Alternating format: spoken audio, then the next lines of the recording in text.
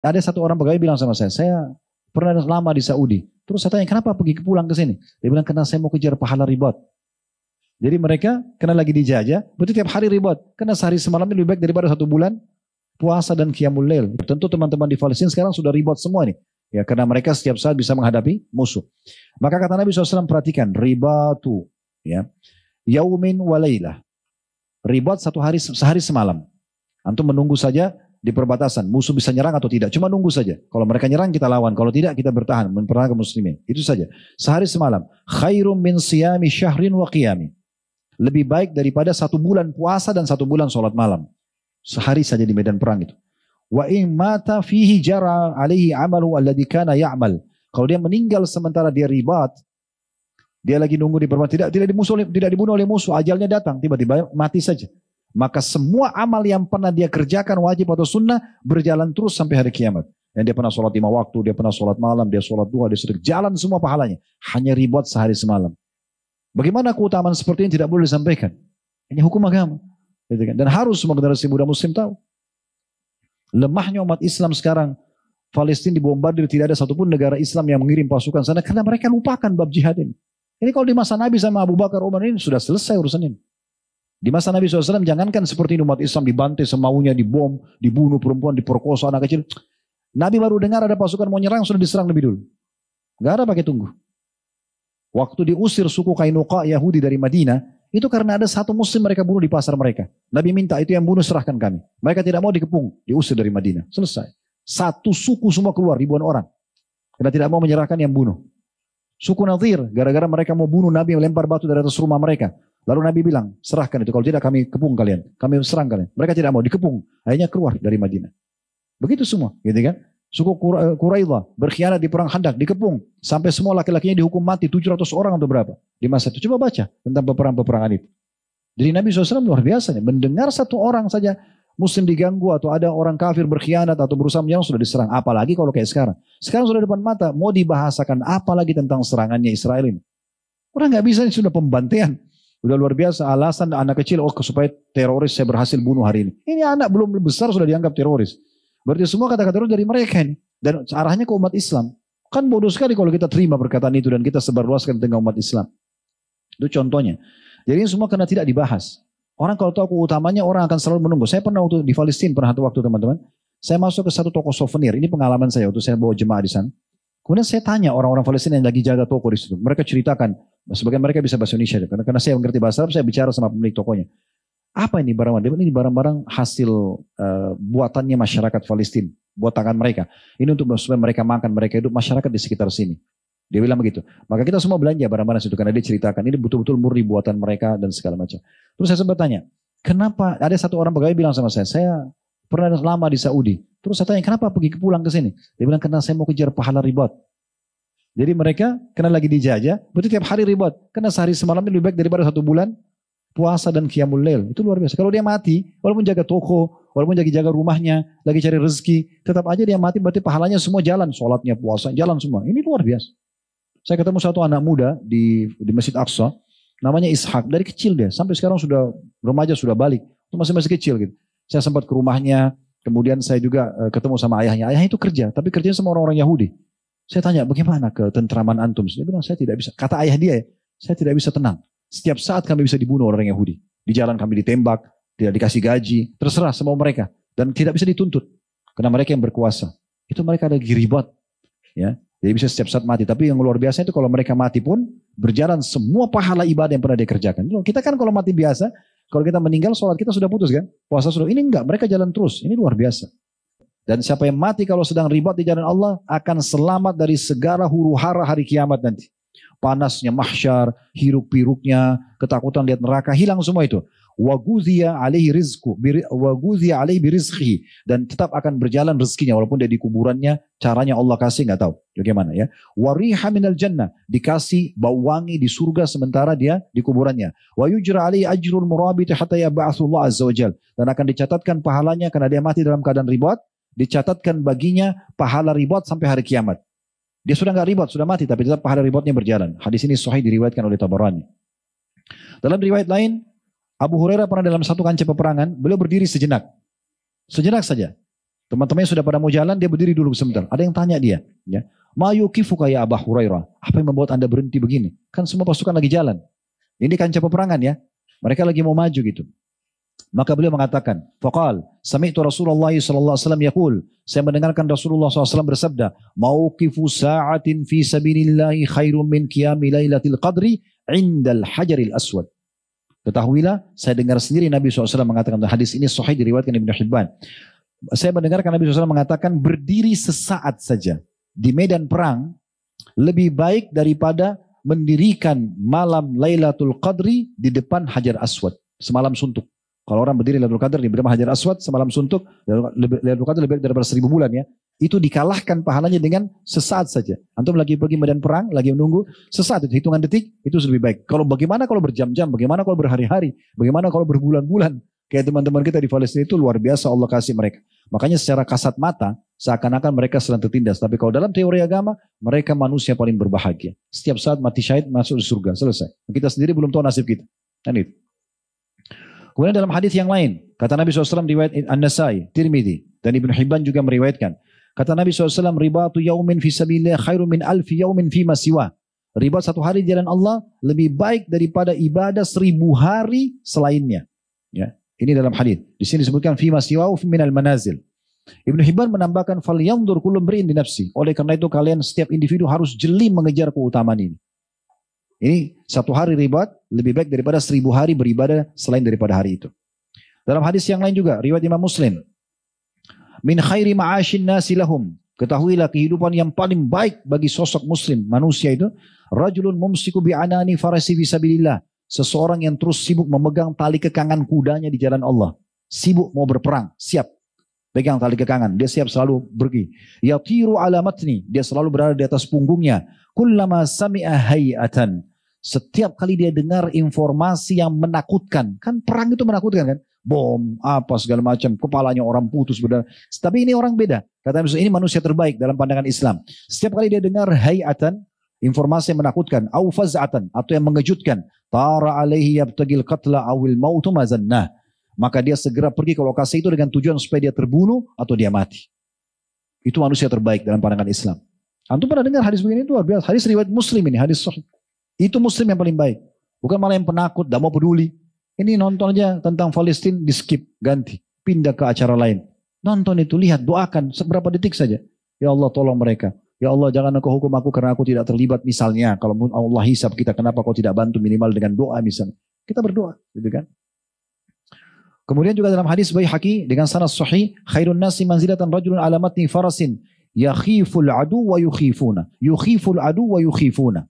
Ketahuilah sebaik-baik seseorang dan kedudukan paling tinggi ya dalam Islam adalah seseorang yang berada di atas punggung kudanya yang dia menakuti musuh dan dia ditakuti oleh musuh. Itu keadaan yang paling mahal dalam Islam. Kemudian kata Nabi SAW tentang mata yang begadang kalau di jalan Allah karena kebanyakan orang perang tidak bisa tidur ya. Kata Nabi SAW, ainani la tamassuhuman naru abada. Dua mata yang tidak akan pernah disentuh oleh api neraka selamanya. Ainun batat taqla'u fi sabilillah. Mata pertama, mata yang begadang karena berjaga-jaga di medan perang, di jalan Allah. Yang kedua, wa'inun bakat min khasyatillah. Mata yang menangis karena takut kepada Allah. Kita disuruh dukung-mendukung dalam berperang. Ya, selama itu perang dalam agama. Itu kan kayak teman-teman kita di Palestina tidak ada keraguan sekarang. Kata Nabi SAW, menjahaza gazian. Siapa yang menyiapkan. Kalau tadi hadis yang tentang dua mata itu diriwayatkan Tabarani dengan sanad hasan sahih. Kalau ini dalam hadis yang lain riwayat Bukhari Muslim kata Nabi SAW menjahaza gazian. Siapa yang menyiapkan pasukan perang, menjahaza gazian fisabilillah, siapa yang biayai peperangan, faqad gaza, dihitung dia telah berperang. Wa man khalafa gazian fi ahlihi bi khairin faqad gaza. Dan siapa yang mensponsori atau membiayai ya keluarga mujahid yang ditinggal. Ya sekarang teman-teman kita di Palestina yang terbunuh itu, kan keluarganya pada jadi janda istrinya, anaknya jadi yatim. Nah kita sibuk membiayai, cari yayasan-yayasan sosial yang mengumpulkan sumbangan untuk itu, antum ikut nyumbang, semampunya. Mau 10.000, mau 100.000, berapa saja, sumbang gitu kan, ikut. Karena kalau kita termasuk yang membiayai keluarga mujahid, maka seperti orang yang sudah berperang. Wa man sa'alallahu al-qatla min nafsihi shadiqan, dan barang siapa yang memohon kepada Allah agar mati di jalan Allah tapi jujur dalam hatinya, betul-betul mau mati syahid. Thumma mata au qutil, kemudian dia mati biasa bukan mati, atau dia dibunuh tapi bukan di medan perang. fa inna lahu ajru syahid. Tetap dicatatkan baginya pahala orang mati syahid. Kalau antum semangat ini, saya moga-moga mati syahid, tapi antum mati di ranjang, tetap pahala dapat mati syahid. Atau dibunuh oleh orang lain, tapi kasus lain, tapi bukan karena peperangan, tetap dapat pahala mati syahid. Kata Nabi SAW, man sa'alallahu syahadata mukhlisa. Siapa yang betul-betul minta kepada Allah agar pada saat mati syahid. Toh kita juga akan mati di waktu itu. Kalau kita juga akan mati, kenapa kita tidak minta mati sekalian? Ya kan? Mati syahid saja, gitu kan? Toh juga kita akan mati di saat itu. Siapa yang minta mati syahid tulus dari hatinya, atahullahu ajra syahid. Allah akan kasih dia pahala mati syahid. Wa in mata ala firashi. Walaupun mati di atas ranjangnya. Hadis riwayat Hakim dengan sanad sahih. Uman rama bisahmin fi sabilillah fabalaga bihi al-adu aw lam yablugh. Dan siapa yang melepaskan satu senjata ke musuh sampai kena musuh atau tidak, antum lempar batu kah, lempar panah kah, lempar peluru kah ke arah musuh, kena atau tidak, kana lahu ka'idqi raqabah. Pahalanya satu batu atau satu peluru itu seperti bebasin satu budak. Berarti kalau lempar 10 batu 10 budak misalnya, kan gitu pahalanya. Kena atau tidak kena musuh. Kita tutup dengan poin agar jihad itu berpahala, ya. Kita butuh beberapa kiat. Ini sebagai penutup insyaallah. Yang pertama ikhlas. Harus ikhlas kepada Allah karena Allah SWT. Ada satu riwayat yang menarik diriwayatkan Abu Daud dan Nasa'i dan ini disahihkan dari hadits Abu Umamah radhiyallahu anhu, beliau mengatakan ja'a rajulun ila Rasulillah sallallahu alaihi wasallam faqala, datang seseorang kepada Nabi SAW dan berkata, ara'aita rajulan gaza yaltamisul ajra wa dzikra, ma lahu? Ya Rasulullah, kalau ada orang mau berperang, jihad di jalan Allah, dia ingin sekali dapat pahala jihad. Betul-betul dia kejar itu.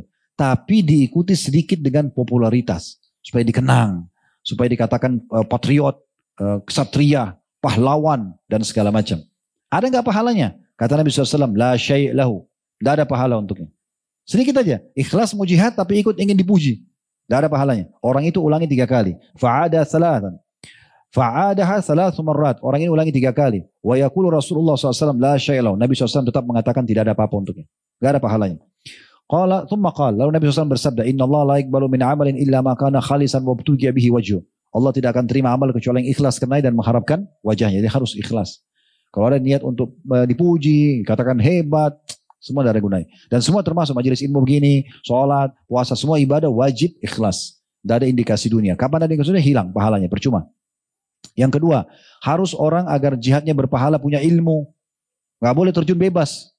Tahu keutamaannya, tahu syarat-syaratnya, ya, rukun-rukunnya, tahu semuanya. Gak boleh sembarangan. Ya. Ini nanti akan kita sebutkan ya, terakhir insya Allah penutup. Dan termasuk, ya, kalau antum sudah mulai kayak sekarang untuk ilmu gini, jadi belajar, oh jihad itu keutamanya, ribat itu keutamanya ya. Antum mulai belajar, ini termasuk jihad. Termasuk jihad. Kita kayak sudah berjihad sekarang. Itu perkataan ya Nabi SAW dalam hadis riwayat Tirmidzi, man kharaja bi talabil ilmi fa huwa sabilillah hatta yarji'. Siapa yang keluar menuntut ilmu dari rumahnya, maka dia dihitung di jalan Allah seperti orang jihad sampai dia pulang ke rumahnya. Walaupun antum cuma keluar tadi ke Blok M lalu balik lagi, ini sudah dianggap perjalanan jihad. Dan Abu Darda mengatakan radhiyallahu anhu, siapa yang menganggap berjihad dengan ilmu bukan jihad, maka pemikirannya telah salah. Jadi dari kitab Miftah Darus Sa'adah jilid 1 halaman 269 sampai 270. Ibnu Qayyim berkatakan jihad ada 2 macam. Jihad dengan tangan dan senjata, dan ini semua orang bisa lakukan. Pergi berperang semangat bisa.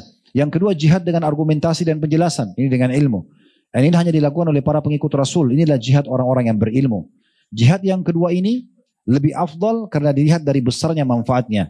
Bekal yang banyak serta banyaknya musuh yang akan dihadapi. Dan Allah SWT mengatakan tentang masalah menuntut ilmu ini, terutama orang-orang yang nanti akan terjun ke medan jihad ya. Dalam surah At-Taubah ayat 9, surah nomor 9 ayat 122. Wa ma kana al-mu'minuna liyanfiru kaffa falaula nafaru min kulli firqatin minhum ta'ifatun liyatafaqahu fid din wa liyunziru qauman idza raja'u ilaihim la'allahum yahdharun.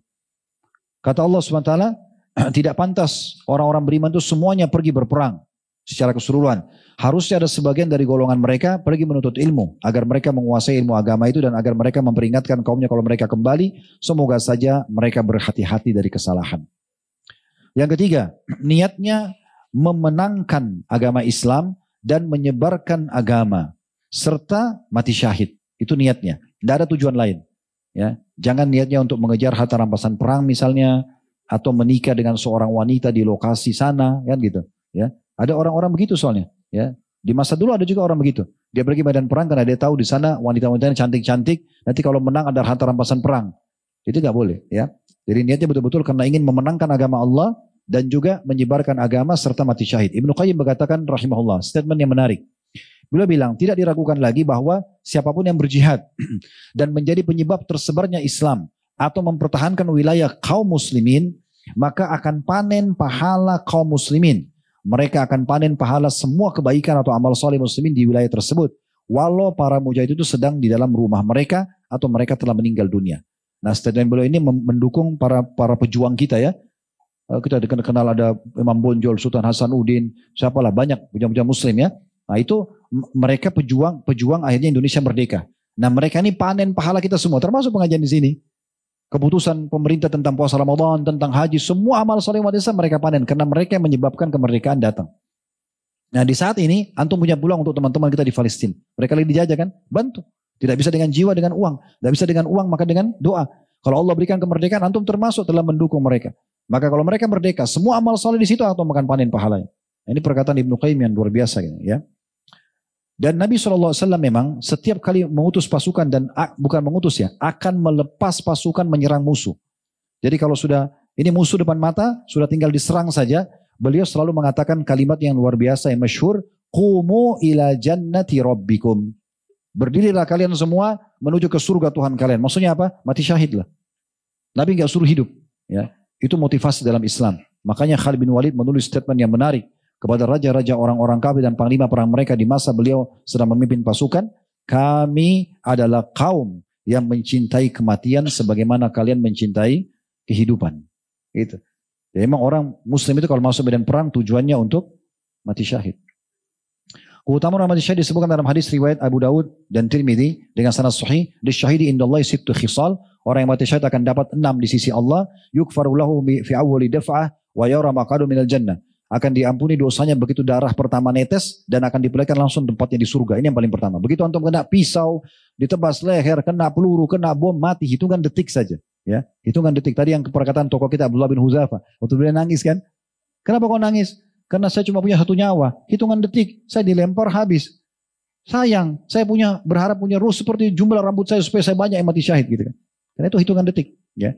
Maka begitu dia mati, teman-teman kita di Palestina depan mata kita lihat mereka mati syahid.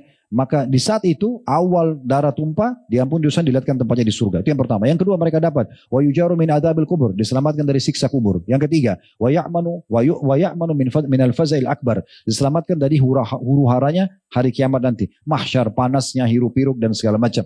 Yang keempat wa yudha'u ala ra'si tajul wiqar, ditaruh di kepalanya mahkota kemuliaan. Al yaqutatu minha khairu minad dunya wa ma fiha, 1 permata yakut yang lebih baik daripada dunia dan seluruh isinya. Yang kelima wa yuzawwaju ithnataini wa sab'ina zawjatan min hurin 'ain, akan dinikahkan dengan 72 bidadari. Yang bujang-bujang ini enak banget ya.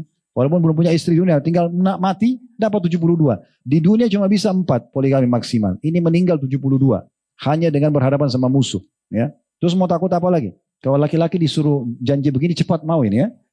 Kalau perempuan itu dijanjikan emas, perak gitu. Ya, makanya saya pernah dengar satu ceramah hikmah dari seorang doktor di Ummul Qura. Beliau mengatakan di ceramahnya, janji-janji Allah Subhanahu Wa Taala di surga tentang baju sutra, gelang-gelang emas, gelang perak ini memang buat wanita. Ya, kalau bidadari yang cantik, yang putih, itu semua buat laki-laki. Ya, karena kalau laki-laki, kalau antum punya laki-laki misalnya, antum bilang, nah nanti kalau cepat selesai sekolah, nanti ayah belikan kamu emas. Apa emas? Ya. Tapi kalau kau selesai sekolah, ayah nikahkan kamu. Oh juara dia tuh, cepat. Kalau perempuan terbalik, nah kalau selesai kuliah, ayah nikahkan ya. Dia lambat-lambatin tuh. Tapi kalau selesai kuliah, ayah belikan gelang emas, langsung mau dia, kan gitu. Jadi boleh nggak orang jadikan motivasi mati syahid dapat bidadari? Boleh, itu janjinya. Kan gitu. Kemudian yang ketujuh, wa yushaffa'u fi sab'ina min aqaribi, dan dia bisa memberikan syafaat 70 keluarganya. Selama muslim, kamu ikut saya. 70 orang. Sampai pernah Sa'ad bin Ubadah, Abdullah bin Mas'ud, sahabat-sahabat Nabi dulu banyak yang mau mati teman-teman sekalian di atas ranjang. Keluarganya pada nangis. Nabi SAW datang. Kenapa kalian menangis? Kami berharap dia mati di medan perang ya Rasulullah, bukan di sini, supaya kami dapat syafaatnya. Ya begitu. Ya. Ini sekarang di masa sekarang luar biasa, istri atau keluarga mau ke masjid saja, sudah nggak usah, mendung, belum hujan, mendung sudah dilarang ke masjid. Apalagi mau bicara masalah perang, jihad. Padahal buat dia juga maslahatnya, gitu kan. Yang keempat, tidak boleh berkhianat. Ini syarat harus difahami dalam masalah jihad ya. Kemudian tidak boleh ingkar janji, tidak boleh mutilasi, tidak boleh membunuh anak-anak. Ya, ini hukum-hukum dalam Islam harus difahami ya. Jadi kita faham masalah ini. Mengajak masuk Islam bila menolak jizyah, upeti, bila menolak baru diperangi. Ya. Poin yang nomor 4 sampai nomor 8 ini tentang masalah harus kita ketahui ya, ikhlas, kemudian kita ya berilmu gitu ya, mengharapkan mati syahid. Kemudian itu 3 ya. Yang ke-4 sampai ke-8 tadi yang sudah kita sebutkan. Tidak boleh berkhianat. Kalau lagi berperang harus tahu ini. Tidak boleh ingkar janji. Tidak boleh membunuh anak-anak. Tidak boleh mutilasi.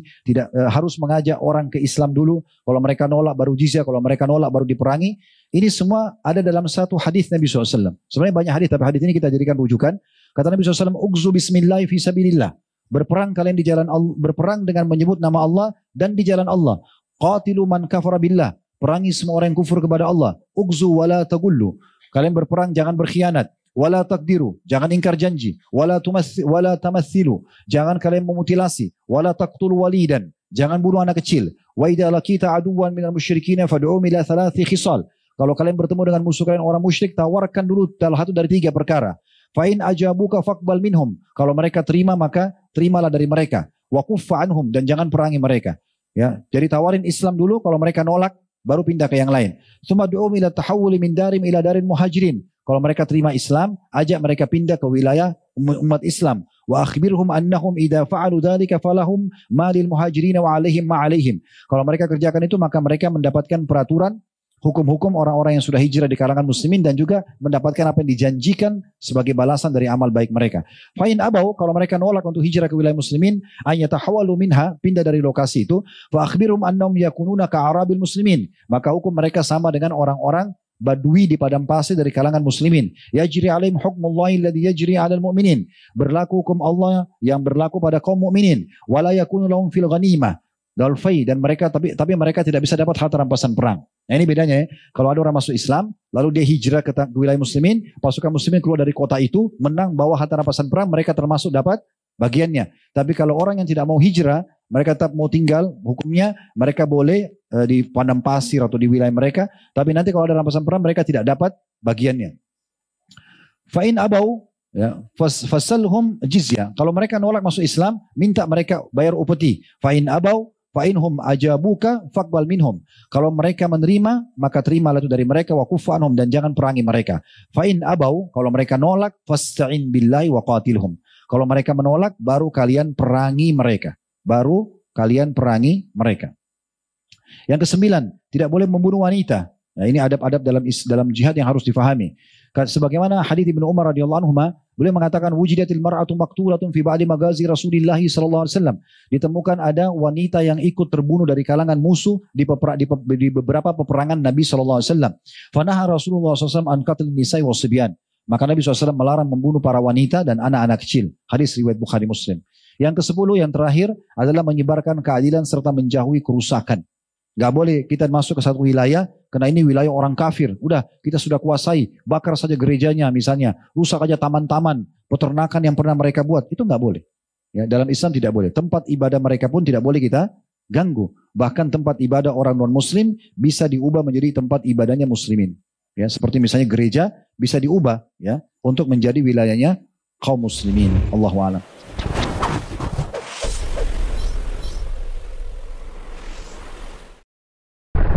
Dakwah semampumu.